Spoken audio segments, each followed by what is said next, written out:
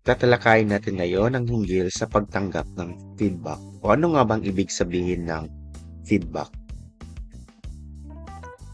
Ayon kay Dr. Clayton, ang feedback ay ang pagbibigay impormasyon sa isang tao hinggil sa kanyang ginawa.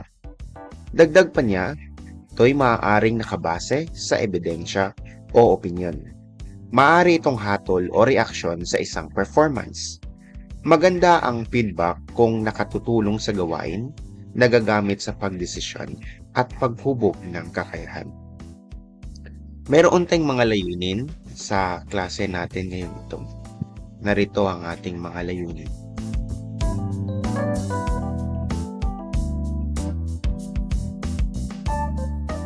Ayon sa pag-aaral ni Gorel at Spot, sa larangan ng trabaho, mga professional ay mas may impact ang positibong feedback sa isang individual. Ibig sabihin ay mas gumagawa ng mabuting trabaho ang isang trabahante kung nakakatanggap siya ng positibong feedback mula sa isang tao or sa kanyang boss o amo. Mayroon din ditong halimbawa ng data banking, banking of data. Ibig sabihin ay inisa mo lahat yung mga citations or mga reference na nakuha mo kasi pareho lang sila ng pinag-uusapan. Halimbawa dito, itong source mula kay Arvik et al., nina Arvik et al., nina Eggers and Sue, Kloger and Dinesi, at iba pa, sila ay mga nag-aaral hinggil sa feedback. So sinabi dito, ito ang tinatawag nating data banking o banking of data.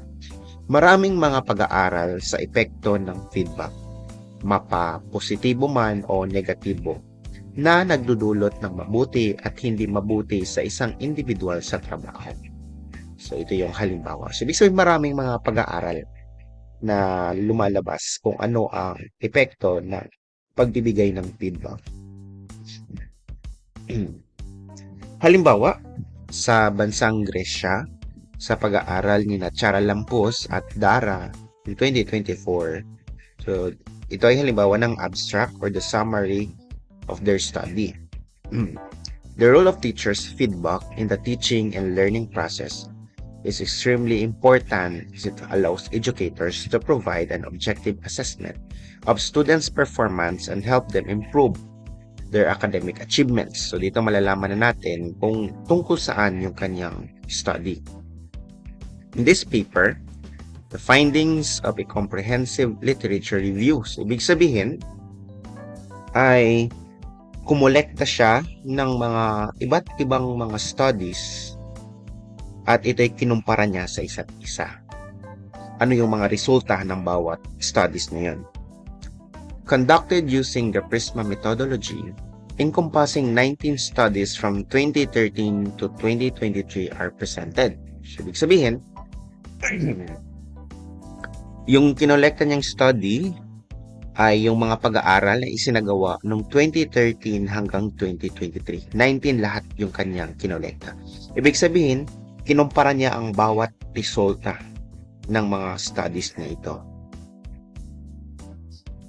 These studies evaluated the impact of teachers' feedback on students' academic performance across all levels of education. It was observed that the majority of the research focused on English as a second and foreign language, academic writing, and higher education. The data collection method employed in these studies was action research. Ibig sabihin itong 19 studies na ito ay action research lahat. So the results indicated that the provision of various forms of teachers' feedback, so ibig sabihin sa parang yung summary ng lahat ng mga lumabas sa mga studies na ito ay ang feedback na binibigay ng teachers ay nakakatulong para ma-enhance ang academic performance ng isang student, ma-enhance o mahubog ang paggamit ng wika o lingwahe ng isang individual at mapahusay ang kanilang pagsulat. So dito makikita natin na merong iba't ibang uri sa paggawa ng research, no? Kahit na mag-review ka lang ng mga iba't ibang mga research, tapos kolektahin mo, ikumpara mo, no? Ano ang kaibahan sa taong ito at sa ibang mga taon, o mayroon bang pagkakapareho. Pwedeng ganun na research din. So, kung meron kayong mga katanungan, ay maaari ninyo siyang i-comment or itanong sa klase. So, bakit nga ba mahalaga ang feedback, no? Lalo na sa mga nagtatrabaho? So, ayon sa management courses ng 2024, mahalaga ang feedback sapagkat nakakatulong ito sa development ng isang tao, mapapositibo man or negatibong feedback. Reinforcement, no? Magkakaroon ito na kaganyakan sa isang tao na magtrabaho. Awareness, na makaalam ang isang tao hinggil sa kanyang mga nagawa. Magkaroon ng external assessment at magkaroon ng stronger relationship. So, yan yung mga dahilan kung bakit mahalaga ang isang feedback. Maraming salamat.